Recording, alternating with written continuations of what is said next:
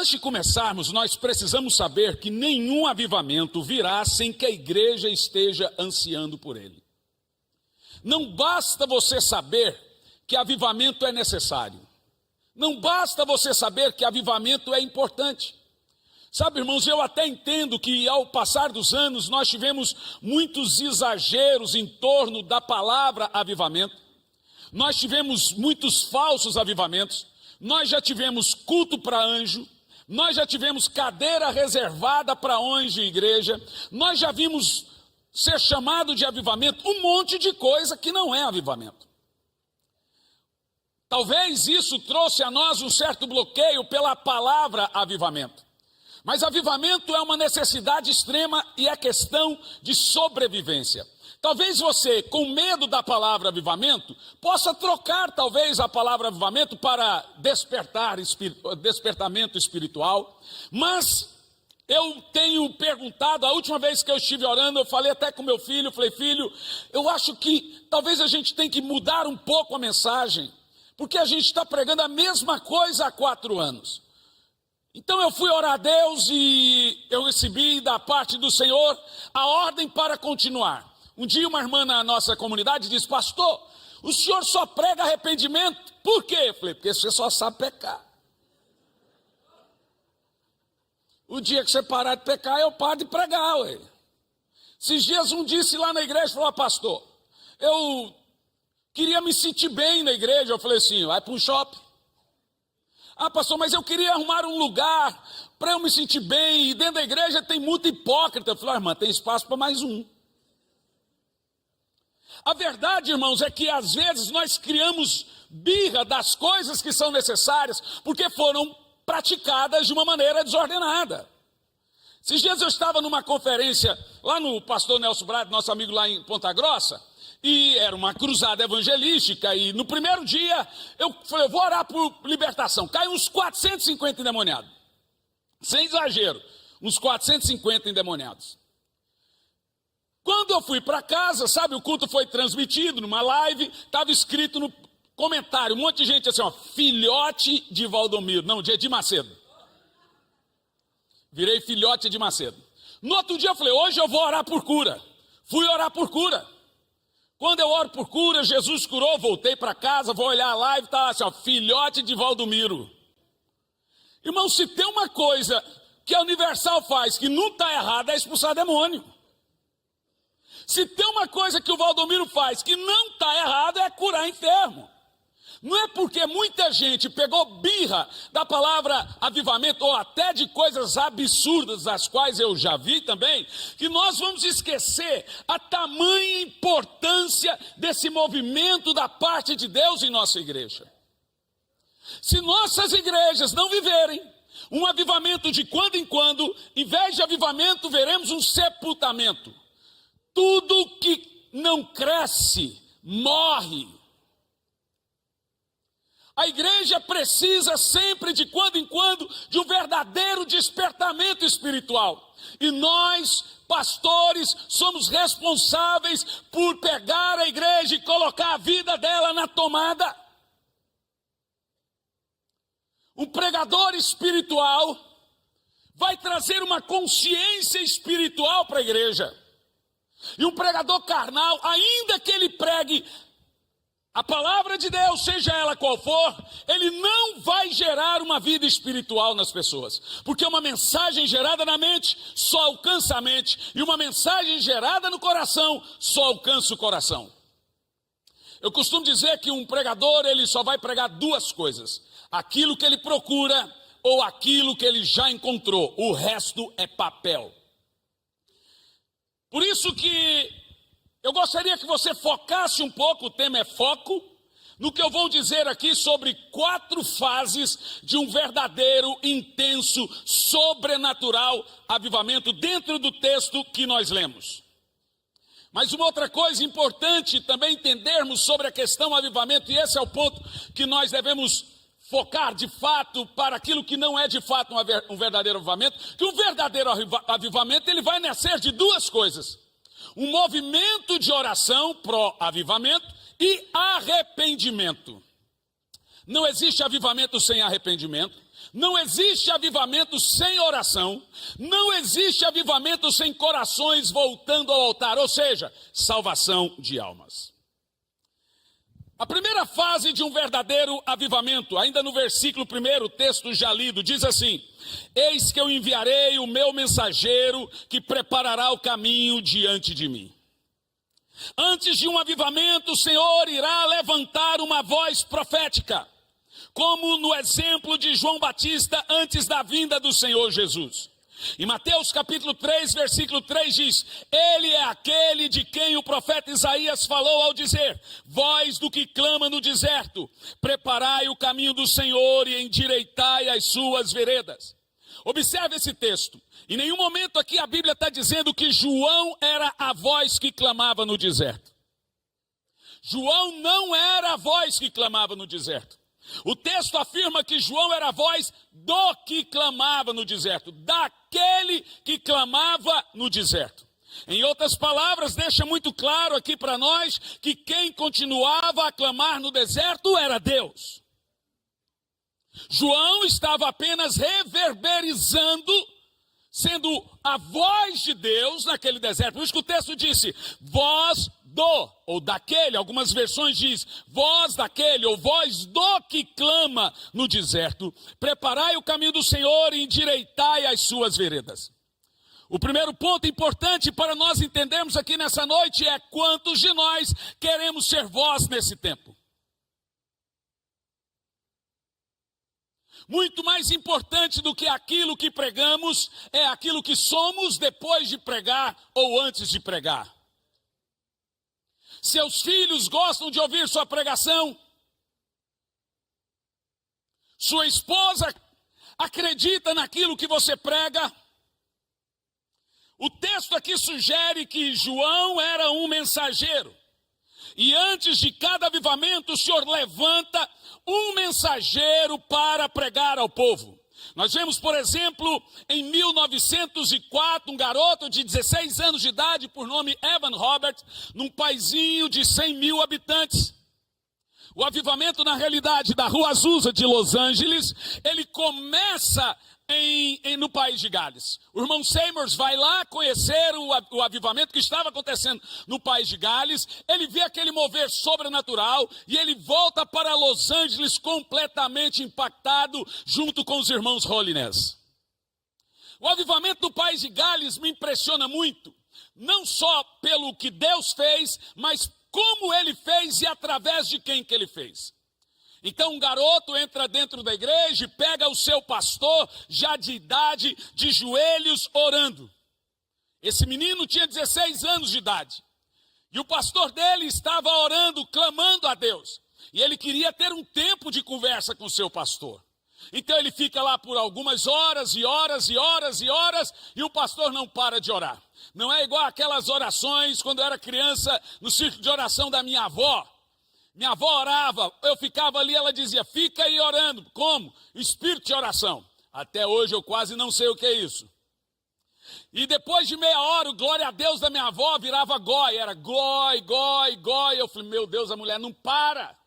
Aquela irmã do coque. Mas aquele irmão estava orando lá naquela ocasião. William Seymour Evan Roberts vai embora. Quando ele volta, o pastor dele está na mesma posição orando. Ele pensa consigo, não é possível. Será que... Não deve ser verdade. Ele foi em casa, não é possível. Então, o pastor dele volta, termina a oração, fala, Evan, tudo bem com você? Quanto tempo você está aí? Falou, pastor, como assim quanto tempo eu estou aqui? O senhor foi em casa, pastor? Não, eu fui em casa, eu vim de casa e estou orando. Escute. Falou assim, não, eu vim orar, o senhor continuou orando, fui em casa, voltei e ele falou assim, como assim? Pastor, o senhor está orando há 24 horas. 24 horas de joelho sem se levantar. E sabe qual era a oração do pastor de Evan? A oração dele era, Senhor, dobra minha vida, Senhor. Dobra minha vida, Senhor. Dobra minha vida, Senhor.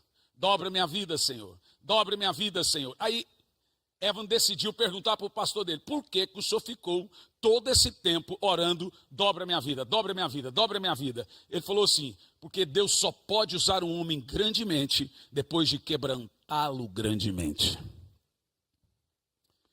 De acordo com o pastor já de idade de Evan, o maior empecilho para o avivamento não é aquilo que fazemos em prol do avivamento, é aquilo que fazemos para atrapalhar o avivamento. Avivamento é uma obra que vem de Deus, que começa com Deus, que é professada por Deus e tem todo o seu trabalho em Deus. E nós temos uma mania muito grande de pensar, estar ajudando a atrapalhar o avivamento. O grande segredo do avivamento do país de Gales foi que juntaram pessoas para orar, não para que o avivamento viesse. Olha a oração deles, quebranta-me, Senhor, dobra minha vida, Senhor, quebranta-me, Senhor. A oração deles era para que eles continuassem humildes e obedientes, para que quando o avivamento viesse, eles não atrapalhassem o mover de Deus. Esse avivamento veio, Deus olhou para Evan e disse o seguinte, se você orar assim, dessa forma, igual o seu pastor, por 2 anos, presta atenção, gente, por 2 anos, eu te dou 100 mil almas. Gente, nós estamos falando de um garoto de 16 para 18 anos. Ele falou, como assim? Ore, quebranta-me, Senhor, dobra minha vida, Senhor, quebranta-me, Senhor. Então, Evan começou uma reunião de oração. Em 2 anos, detalhe, o país de Gales tinha 100 mil habitantes. Em 2 anos, presta atenção, eu não estou falando de 5, eu estou falando de 2 anos. Tem coisas que acontecem em períodos de derramar do Espírito Santo que não acontecem na história. Talvez aquilo que você demora a colher em 30 anos, num derramar do Espírito Santo, acontece em poucos anos. Em 2 anos, as pessoas estavam nas ruas porque todas as igrejas ficaram pequenas. Não tinha uma só igreja para comportar o tamanho daquele mover do Espírito Santo. Eles começaram a reunir os estádios, em detalhe, os estádios ficaram vazios em jogos da seleção inglesa e lotados nas reuniões do Espírito Santo no país de Gales. As cadeias abriram as portas porque não tinha crime para julgar. Os juízes davam luvas brancas de presente uns para os outros porque não tinha criminosos para condenar. De fato, aquele país estava vivendo um intenso e poderoso avivamento através desse garoto chamado Evan Robert, de 16 anos de idade. Talvez você pode estar se perguntando assim, poxa vida, eu queria muito ser usado por Deus, mas eu não tenho capacidade. Deus nunca mandou Davi matar Golias, ele estava lá para fazê-lo. Tecnicamente falando, Deus não usa pessoas capazes. Deus usa pessoas disponíveis. Deus disse, onde está Isaías? Ele disse, eu estou aqui. Eu estive lá, dobrei o joelho, aonde Billy Graham orou, e aonde o John Wesley orou. Eu disse, Senhor, John Wesley morreu, eu estou aqui. Billy Graham morreu, eu estou aqui. Dê a mim o que o Senhor deu a Billy Graham, dê a mim o que o Senhor deu a Wesley. Ele disse, eu dou, dê a mim o que Billy Graham me dava, dê a mim o que Wesley me dava. Eu estou aqui nessa noite para ativar você uma coisa muito poderosa. Eu não perguntei se sua igreja tem 5 pessoas, sua igreja tem 10 pessoas. Se você está no bairro afastado, sabe, irmão, há algo de Deus para fazer de uma maneira sobrenatural. Há uma multidão que Deus escolheu para te entregar de uma maneira sobrenatural. Deus pode estar iniciando um processo de aceleramento, e esse processo que nós chamamos de avivamento.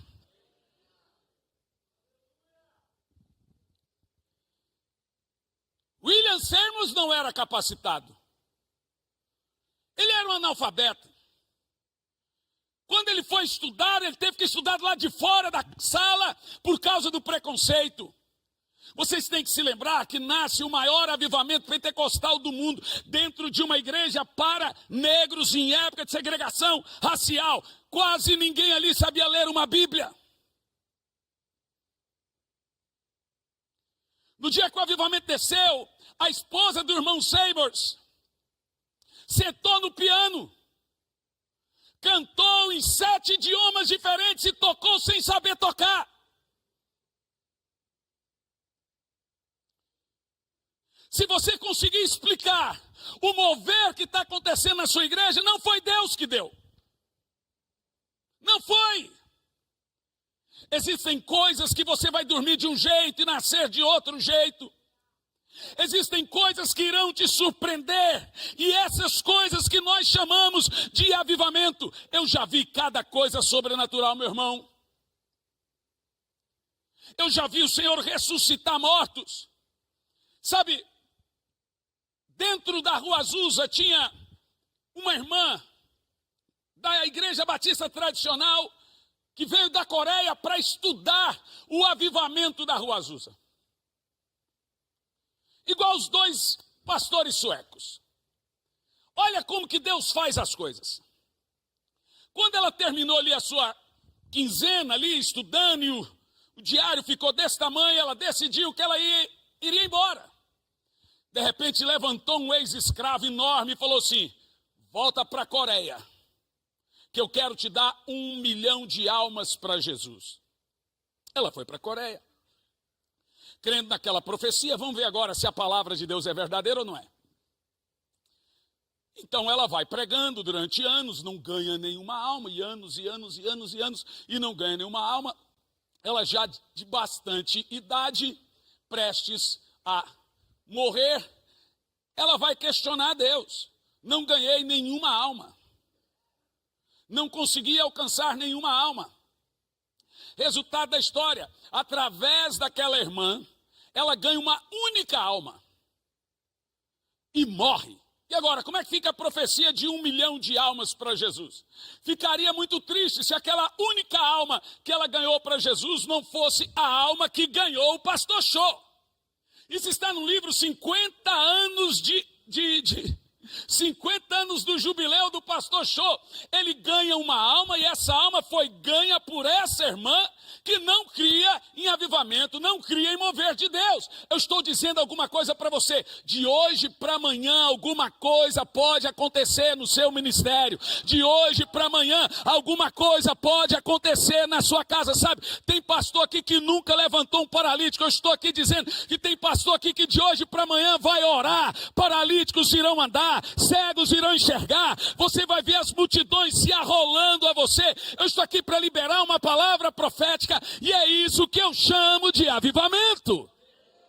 Tem alguém que crê aqui ou não? Aleluia. Por isso que a primeira fase de um poderoso avivamento é Deus levantar sua voz ou vozes. Eu gosto muito disso e eu percebo que a voz profética hoje é a igreja. É a igreja que está de posse do espírito de Elias, que é o mesmo do espírito de João Batista. De acordo com Malaquias capítulo 4, versículo 5, diz qual é o trabalho poderoso dessa igreja.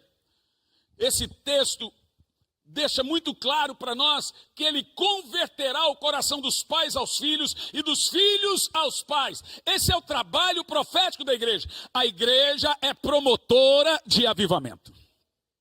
Segunda fase de um poderoso avivamento, ainda no versículo 1, é a busca. Observa o texto. Então, de repente, o Senhor a quem buscais.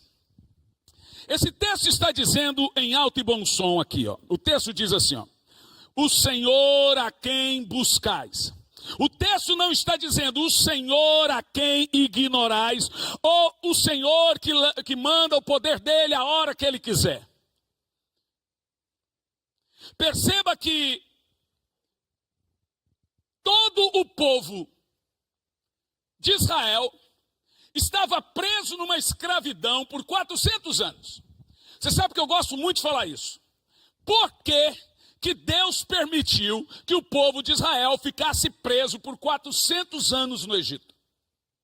Ora, não tinha uma promessa que Deus enviaria um libertador e livraria eles daquela escravidão? Se tem uma profecia e se tem uma promessa, por que então que demorou 400 anos? A resposta é mais simples do que a pergunta. O Senhor diz a Moisés: Moisés, desce ao Egito, porque agora eu ouvi o clamor do meu povo. Então eles ficaram escravos lá por 400 anos, por qual motivo? Porque não oravam. Mas de repente, quando iniciou o movimento para Deus em prol de oração, logo em seguida o Senhor começa a responder. Por isso que não há avivamento sem movimento de oração. Oração não é uma coisa que você deve fazer apenas porque estamos prontos para esse período na igreja orarmos um pouco mais. Na realidade, oração é a engrenagem de um poderoso avivamento. Então Deus chamou Ezequiel e disse: Ezequiel, procurei alguém que estivesse na brecha, orando pela nação, mas como a ninguém encontrei, a nação foi destruída. Por que a nação foi para a Babilônia? Porque não tinha gente orando. Jeremias olhou para o Senhor e disse: olha, eu não aguento mais ficar lamentando, estou sofrendo essa canga, esse buraco, e murmurava e reclamava. Deus falou: Jeremias, vamos andar comigo pelas ruas de Jerusalém. Se você encontrar um sequer orando, você não precisa lamentar mais. O apóstolo Paulo dá uma ordem claríssima para nós, servos do Senhor. Ele diz: ordeno que todos os homens orem. Ordeno que todos orem. Ordeno que todos orem. Eu não conheci um avivamento que nasceu da gracinha de Deus para alguém. Em 1822 tem o grande despertar dos Estados Unidos através de um jovem chamado Finney. Esse homem alcançou mais de 4 milhões de almas para Jesus. Qual era o segredo desse homem? Sua vida de oração. Finney orava. Depois vem Moody, ganha quase 4 milhões de almas para Jesus. Moody orava. Você tem, por exemplo, David Brenner, que ganha 50 mil índios em Massachusetts, canibais. Brenner orava. Eu acabei de citar para você Robert Murray McCheyne. McCheyne ganhou toda a Escócia para Jesus. Qual era o segredo de McCheyne? McCheyne orava. John Wesley morre com 80 e poucos anos de idade. Ele é considerado o grande avivalista de todos os tempos. O Wesley também nos leva a ver como que é receber o fogo de Deus na sua vida. Dia 24 de maio, 8 horas e 30 minutos de 1736, o Wesley andava para casa, para lá e para cá, para lá e para cá. Ele não era batizado com o Espírito Santo. Então ele começa a gastar horas orando. Ele conta que um fogo entrou dentro da sua boca. Ele sai correndo pelas ruas de Londres e as multidões começam a se acercar. Daí nasce o grande avivamento metodista. O Wesley orava. Finney orava, os discípulos jejuavam 2 vezes por semana. Ele jejuava toda quarta e toda sexta-feira. Os discípulos eram de oração, faziam 3 orações diárias. Nunca conheci na história um avivamento, um movimento, um mover que não nasceu da oração. Gente, eu vou contar um negócio aqui para vocês. Quero que você não leve para o lado do preconceito. Foca só no testemunho, esquece as outras coisas. Eu vou confessar um pecado. Eu li o livro do Edir Macedo. Como eu te disse, foca no testemunho. Pastor Samuel, eu estava lendo o livro do Edir Macedo e me parou numa página, como Edir Macedo conseguiu fazer a igreja na África do Sul verdadeira sem existir. E aquilo me impactou. A igreja na África do Sul não emplacava. Estou contando para vocês, estamos só entre pastores. E a igreja não ia. O pastor ligava, ele ligava para o pastor, então ele pegou o Opala dele e pousou lá em Johannesburg. E do meio do caminho ele liga para o pastor dele e fala assim, ó, estou chegando. Aí o pastor falou, então vou reservar o hotel. Não, vou ficar na sua casa. Você imagina, o seu pastor é de Macedo e fala, vou ficar na sua casa 30 dias. Você está lascado, irmão. Falou, mas que é? Arruma o quarto, vou ficar na sua casa. O que nós vamos fazer? Na hora que eu chegar, a gente conversa. Reservou lá o melhor quarto, chegou, falou assim, o pastor chegou, almoçou, o Edmar chegou, almoçou e falou assim, foi o seguinte, a partir de amanhã, dorme tudo que você tem que dormir, a partir de amanhã, nós vamos acordar todo dia, 4:30 da manhã. Todo dia. E vamos orar até às 7. Depois nós vamos para o culto das 7 na igreja. Vamos fazer o das 7, das 9, voltamos, almoçamos e dormimos à tarde. Para voltar para o culto da noite. Eu falei, não, isso não é possível, isso não aconteceu. Aí o pastor perguntou, mas por que o senhor vai fazer isso? Ele falou assim, ó, enquanto a igreja não avançar, não crescer, não demonstrar, eu não vou sair de sua casa. Coitado, pastor. Irmão, você consegue conceber isso aí? Se colocar no lugar do pastor? Resultado, começou o primeiro dia, de Macedo, vamos lá, hora de madrugada, da madrugada até às 7 da manhã, depois vai para o culto, depois vai não sei o que, etc. Isso foi. Deu 15 dias, a igreja não avançou. E aí, bispo? E aí que nós vamos continuar.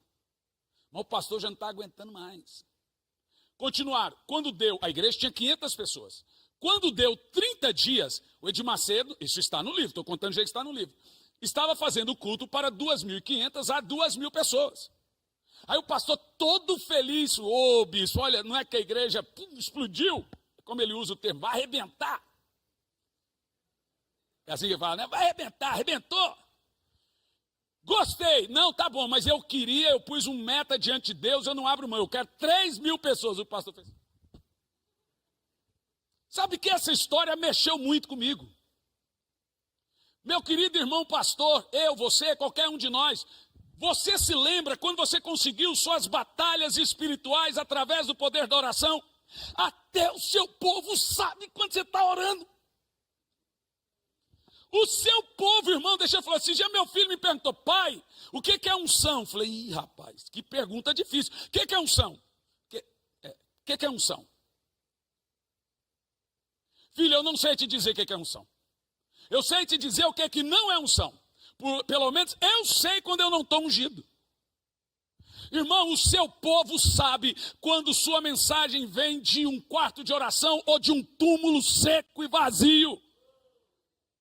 Eu estou sabendo que tem pastores aí que estão através de inteligência artificial fazendo seu sermão. Irmão, inteligência artificial não tem Espírito Santo. Vai para o quarto buscar. O que Deus faz com um, faz com todos. Vamos orar. O nosso povo merece um pastor ungido. Seja honesto. Você ama a sua igreja? Quem aqui ama a sua igreja? Então dê a eles um pastor cheio do Espírito Santo.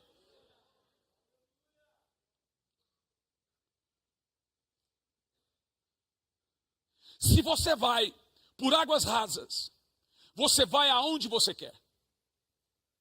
Mas se você vai por águas profundas, é o rio que te leva.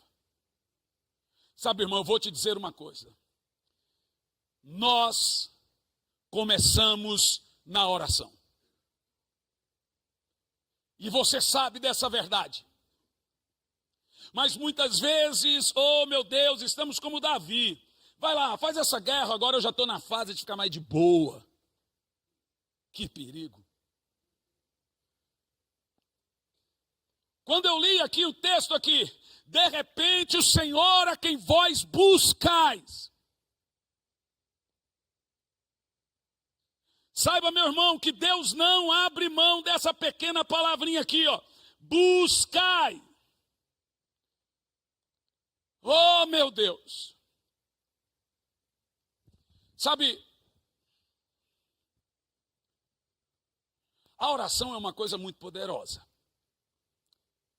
E na oração nós temos que aprender também a perder o vício de só falar.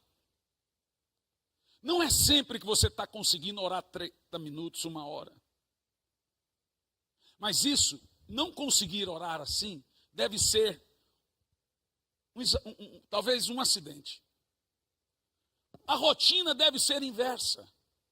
A rotina deve ser conseguir orar. Hoje infelizmente, não. Mas você vai perceber, e olha, presta atenção no que eu vou te dizer.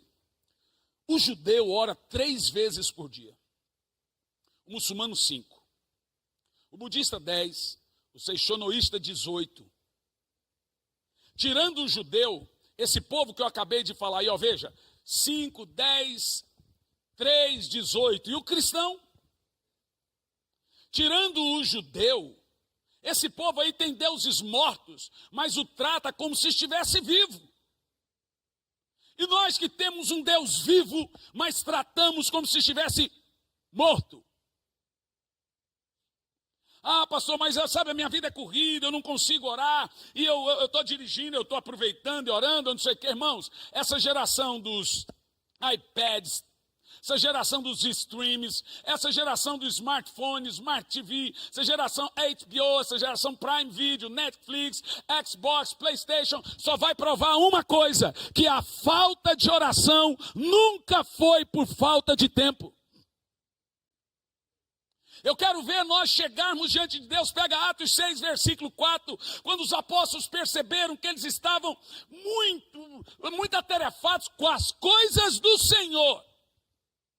Nem estamos falando das coisas que não são do Senhor, das coisas do Senhor. Eles decidem preparar os diáconos para cuidar daquilo e diz, quanto a nós nos dedicaremos à oração e ao ministério da palavra. Deixa eu me dedicar 2, 3 minutos sobre esse ponto aqui importante. Tem muita gente que diz assim, eu não oro porque eu não sou do ministério da oração. Você já ouviu isso? Ah não, na minha igreja eu tenho quem ora, eu tenho intercessão. Então eu não oro porque eu tenho uma equipe de intercessão na igreja. Agora observa que o texto diz o seguinte, ó. Ministério da palavra, ofício da oração. Sabe o que isso quer dizer? Nem todo mundo vai subir aqui e pregar. Nem todos vão conseguir pregar. A palavra não é um ministério de todos. A palavra é um ministério de poucos. A oração é um ofício de todos. Veja que o texto diz, ministério da palavra, ofício da oração. Pregar é maravilhoso, mas presta atenção da diferença entre palavra e oração, porque tem gente que pensa que a leitura da Bíblia também substitui a vida dele de oração, e a vida dele de oração substitui a leitura da Bíblia, e o jejum que substitui a oração, e a oração substitui o jejum. Qual é a diferença entre palavra e oração? Na realidade, um irmão me perguntou esses dias, qual é o mais importante? Eu disse, qual asa do avião é mais importante? Presta atenção. Palavra alcança o coração dos homens. Oração alcança o coração de Deus. A palavra atinge o temporal, a oração atinge a eternidade.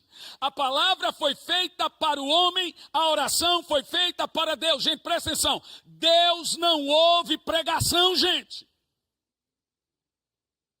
Tem pastor que jura, que pensa que Deus olhou o sermão dele e falou, uau!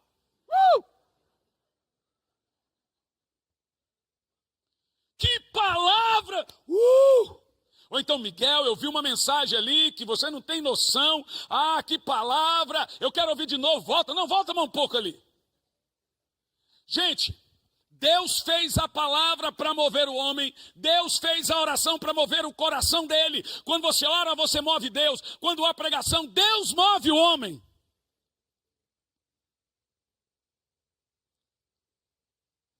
Deus não vai abrir mão da busca, Deus não vai abrir mão do humilhar-se, Deus não vai abrir mão do prostrar-se. Então presta atenção, se você não gosta do que você está vivendo no ministério, muda a semente, ela é culpada.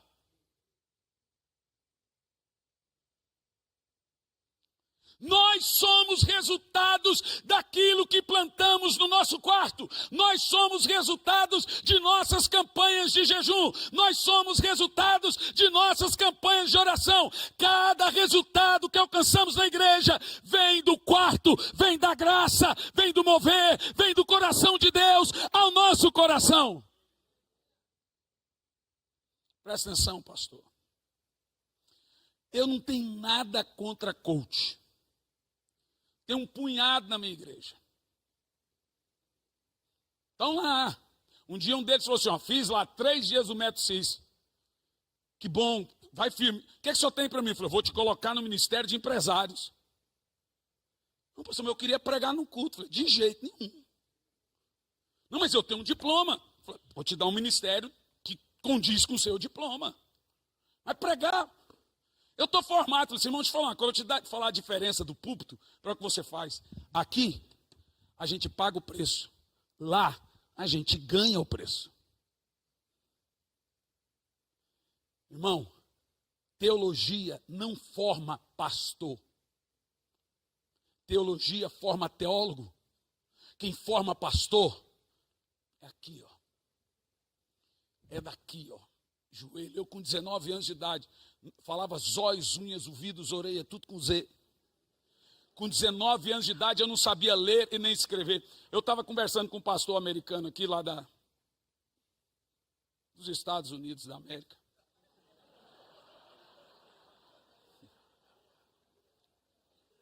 Aí o pastor me perguntou, você não fala inglês? Eu falei assim, irmão, para um goiano falar em português já é avanço.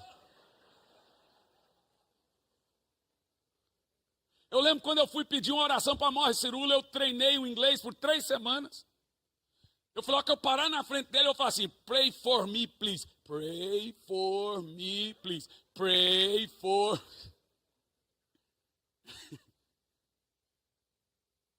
É isso que eu estou te falando, irmão.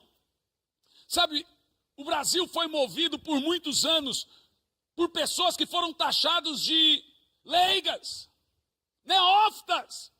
Não estou aqui arrogando a ignorância, não, meu irmão. Eu estou dizendo a você para focar na pessoa do Espírito Santo, focar na sua intimidade com o Espírito Santo. O pastor aqui dos Estados Unidos disse que foi presidente lá de várias igrejas, você traz isso para ele, não. Foi presidente de várias igrejas americanas sem ter faculdade. Eu falei, se um americano não tem faculdade, você quer que um goiano tenha?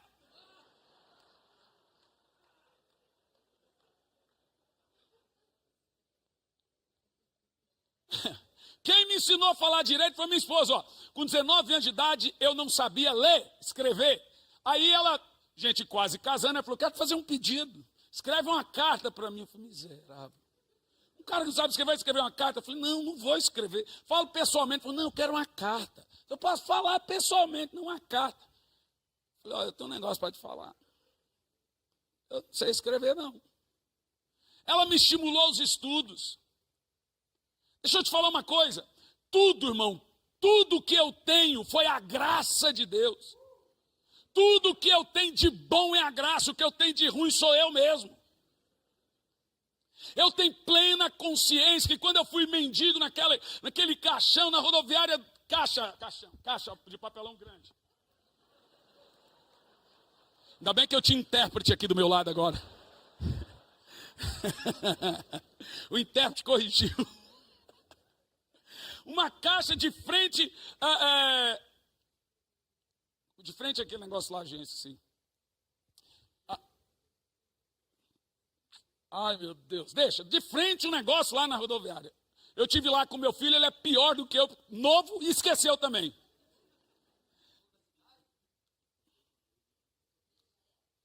Não, caixa, que seja. Caixa econômica. O intérprete agora não ajudou. E eu me lembro, irmãos, de todas as vezes naquela caixa, nunca fui ex-nada na minha vida, nunca pus cigarro, bebida, nunca usei droga pesada, nunca torci pro Corinthians, Flamengo. Vou te falar um negócio. Não ia perdoar. Eu me lembro, irmão, todas as vezes, chegava 18 horas, eu entrava dentro daquela caixa, fechava, eu só me colocava debaixo de oração. Sempre me colocava para falar com Deus. Eu sou fruto de uma realidade espiritual. Eu quero que você entenda que não importa que você tem faculdade, ou seja o que for, você também é fruto de uma realidade espiritual. Eu vim aqui para dizer para você, pastor, você pode ter a maior igreja da sua cidade, você pode ganhar as almas que você quiser. A Bíblia diz, pede-me que eu te darei as nações. Quem disse que você não pode? Eu saí de um ônibus escondido da minha avó. Cheguei aqui com 16 anos. Fui morar numa casinha pequenininha. Fiquei internado por 45 dias. No hospital, com pneumonia e início de tuberculose. Foi lá que a minha esposa foi orar lá no hospital e viu um coitado lá morrendo. E olhou para mim, depois de várias vezes indo e voltando, e falou assim: se você sair dessa,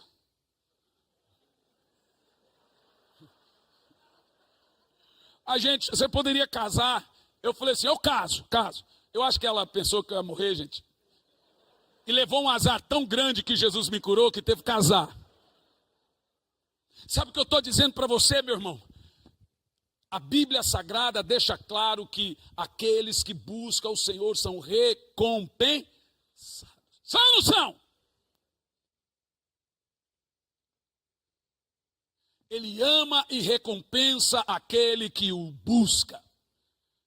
Eu vejo aqui muitos pastores, eu conheço boa parte de vocês. Vejo, Luiz chegou no Canadá, sol frio e a botina. Eu tenho acompanhado você rompendo lá no Canadá. Eu tenho acompanhado muitos de vocês, eu acompanho. E essas coisas eu aposto, que se eu tiver errado, cai um fogo na cabeça do Luiz. Mas eu aposto, na cabeça dele, eu aposto que foi debaixo de muita oração. Não está vivo, foi oração. Existe, irmãos, isso dentro de nós. O grande segredo para qualquer avivamento local, qualquer avivamento que você queira viver na sua cidade. Sabe, quando eu prego avivamento, as pessoas imaginam que eu estou falando uma coisa megalomaníaca. Eu estou falando do seu bairro, meu irmão. Eu estou falando da sua casa, eu estou falando da sua cidade, eu estou falando da sua igreja. Eu estou falando daquele povo. Você fala, quem quer aceitar Jesus, em vez de 3, vem 10 no outro culto, depois 20 no outro culto, depois 50 no outro culto. Em vez de batizar 3 pessoas, vai passar a batizar 30, 50. 100, é esse avivamento que eu estou falando, uma coisa explosiva de Deus na sua vida, meu Deus, oh Jesus, eu não posso passar do horário hoje, porque a coisa está feia para o meu lado. É isso aí. Em terceiro lugar, a visitação. Ainda no versículo 1 diz assim: então, de repente, o Senhor a quem vós buscais. Por favor, eu não sou muito de falar, fala isso, fala aquilo. Mas levanta a sua mão. Fifo. Presta atenção, Fifo. Você está em Birmingham. Aquela cidade já foi taxada muitas vezes de a cidade da rebeldia. Os adolescentes têm o dia da rebeldia. Fifo, olha bem para mim. Em nome de Jesus, conta os dias de 3 anos.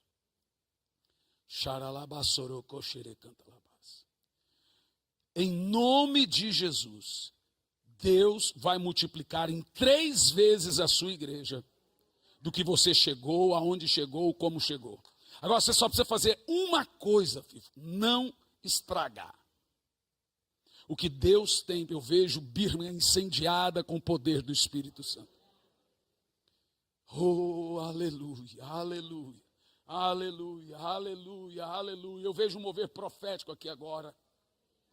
Deixa eu te contar um negócio. Eu estava num culto e um garotinho chegou e falou assim: pastor, caiu um negócio aqui no meu pescoço e está queimando. E eu faço assim, está queimando. Falei, é água? Não, não é água. E eu fiquei com aquilo na cabeça. Fui orar a Deus. O Espírito Santo me disse, não é água não, é azeite. Para cada tempo, Deus tem um azeite para esse tempo. O que eu estou querendo dizer com isso? Deus sempre tem uma voz profética para cada geração. Um azeite quente vem sobre nós. Coisas novas. Oh, meu Deus. Meu irmão, essa parte aqui da visitação. Então, de repente, o Senhor a quem vós buscais, desejais, virá. A terceira fase de um poderoso avivamento é quando Deus visita. Meu irmão, deixa eu te falar uma coisa poderosa. Agora eu vou apontar para uma situação macro, um pouco diferente que a anterior. Eu não sou e não serei pregador pessimista. Aquele tipo de pregador que prega em cima da desgraça, do caos e do escândalo e etc. Eu já sou do otimista. Eu amo o que Deus faz e eu amo o que Deus tem para fazer. Se a sua cidade vai mal, a sua igreja está lá. Deixa eu contar um negócio. Eu faço parte de um grupo de vários pastores, evangelistas, profetas e tal. E eles se reúnem sempre para orar por avivamento. Dali uns 350. Do mundo todo. Tem das Filipinas, tem do Japão, tem da Europa, tem dos Estados Unidos, tem da América Latina, tem no Brasil. Eu estou lá, mas nunca falei nada. Então, só fico observando. Aquilo é liderado por Cindy Jacobs, Stacey Campbell, Maldonado e entre outros. Eu estou lá. Mas a última vez me deixou muito impactado. Eles decidiram se reunir para orar por avivamento. Olha para mim aqui, presta atenção. Eu só vou falar isso se você me prometer que você vai descuritibar agora. Me disseram que esse povo que está aqui é o mais vibrante do país. É verdade? Deixa eu te contar, quando eu falei isso lá no Espírito Santo, eu falei assim, me disseram que vocês são mais vibrantes que os cariocas. O povo subiu nas cadeiras. Olha o tamanho da rivalidade. É grande, né? Mas escuta, olha como esse povo identifica que Deus falou ou não. Eu achei interessante. Eles ficam orando. Daqui um pouco, se Deus fala com um deles, eles pegam um papel, caneta e escreve. Pastor Samuel, escreve. Eles devem fechar o papel. Se Deus falou com aquele irmão, um outro deve pegar um papel e escrever a mesma coisa que falou com o outro e dobrar o papel. Eles entendem que se Deus falou, deve ser confirmado pela boca de 2 ou 3. Olha, interessante. E aí está tudo certo.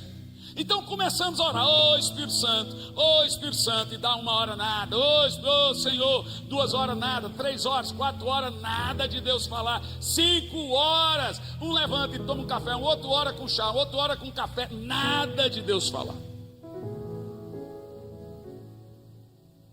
De repente, um levantou e pegou um papel e escreveu, dobrou o papel. Passado alguns minutos, um outro foi lá e começou a escrever e dobrou o papel. Veja, nenhum sabe o que o outro escreveu, gente. Você já imaginou se dá errado? Nenhum sabe. Daqui um pouco havia centenas de pessoas que escreveram a mesma coisa no papel. Eu fui estudar, Jocum tem quase esse mesmo método de interpretação de profecia. Agora, depois de orar, vamos abrir os papéis para ver se Deus falou. Lembre-se, eles estavam orando por avivamento global, Frank. Você está há quantos anos no Canadá? Eu pensei que você tinha isso de idade. 35. Olhe, presta atenção nisso. Quando um vai abrir o papel, estava escrito, sabe? Todos começaram a abrir o papel. Você sabe o que estava escrito no papel? Senhoras e senhores, escuta. Nós estamos prestes, Eliane, a viver uma coisa que nunca vivemos no Brasil. O melhor lugar para você pastorear hoje, vou te falar aí, ó. Os irmãos estão fora, saiba, estão aqui com o pé lá. O melhor lugar que você poderia estar é aqui. Deus escolheu essa nação para incendiar algo poderoso. Quando abriram o papel estava escrito Brasil. Uau! Olhe bem, eu sentei com um pastor americano ainda esses dias, e ele está vindo de Maliguê para o Brasil. Já sentei com os 5. Falei, por que vocês estão vindo para o Brasil? Falou, porque tem um vento soprando aqui nessa nação. Já estão cantando nossas músicas, já estão levando nossos pregadores, já estão convidando isso, já estão vindo. Deixa eu te falar uma coisa, olhe bem para mim. Deus separou este tempo, Deus separou essa geração para uma visitação sobrenatural de Deus. Deus vai levar você a lugares sobrenaturais, lugares sobrenaturais. Brasil, agora chegou a sua vez. Eu pergunto, quem aqui sonhou com isso?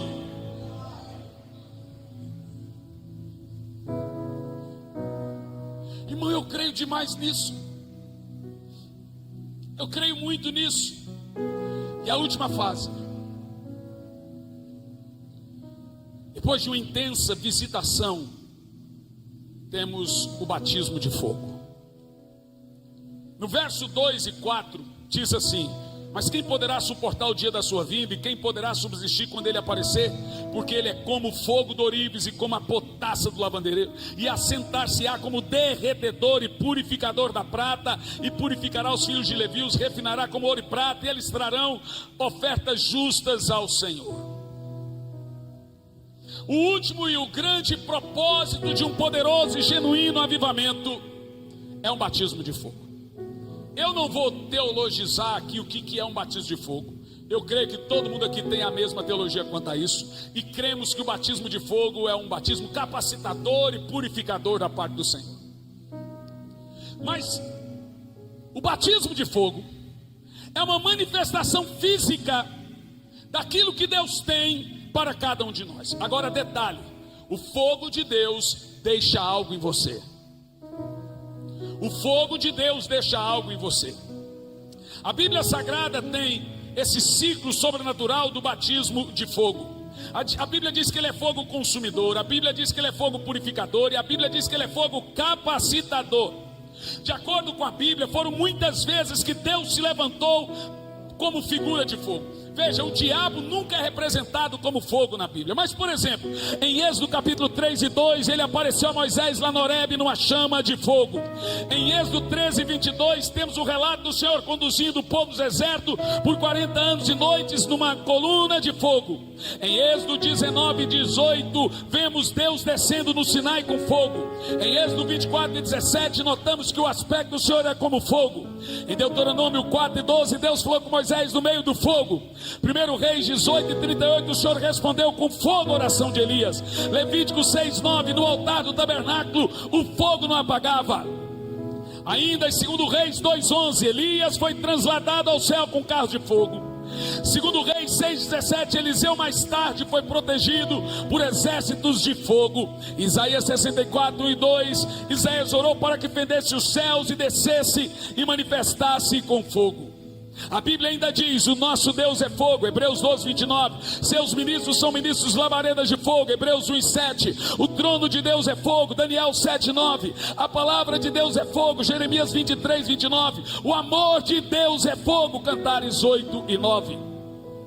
Ainda no Novo Testamento a Bíblia afirma: Jesus batiza com fogo. Em Atos 2, 13, o fogo desceu como que línguas repartidas de fogo. Aí mesmo assentado onde você está,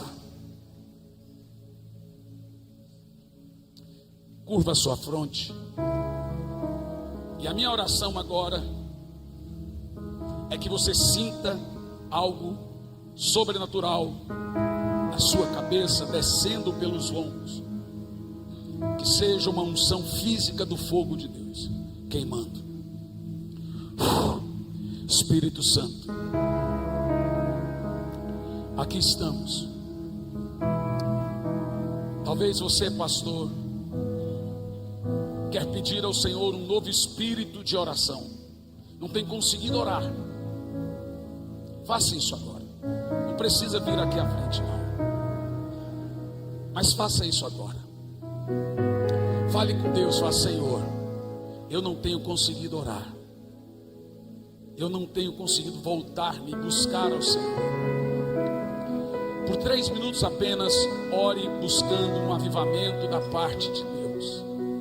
Um avivamento na sua igreja, um avivamento no seu povo, um avivamento na sua casa, na sua vida. Fala com o Espírito Santo agora. Nós te amamos, Espírito Santo. Incendeia nossos corações, queima nossos corações, brota em nós o desejo de te buscar e aviva a tua obra, Senhor. Aviva a tua igreja, Senhor. Aviva essa nação, Senhor. Nós oramos agora, nós te buscamos agora, clamamos pelo Senhor agora. Por 2 minutos agora, ore em línguas. Ore forte.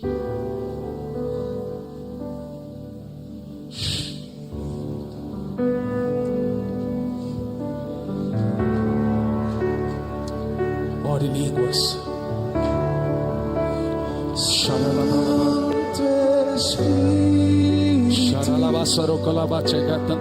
Ore alto em línguas.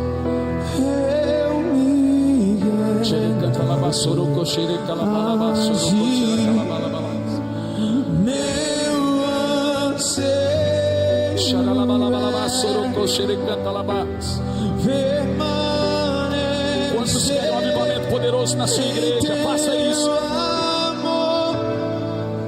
Em tua presença, Senhor. Em tua presença, o Espírito Santo está ungindo você com óleo quente agora. Com óleo quente agora.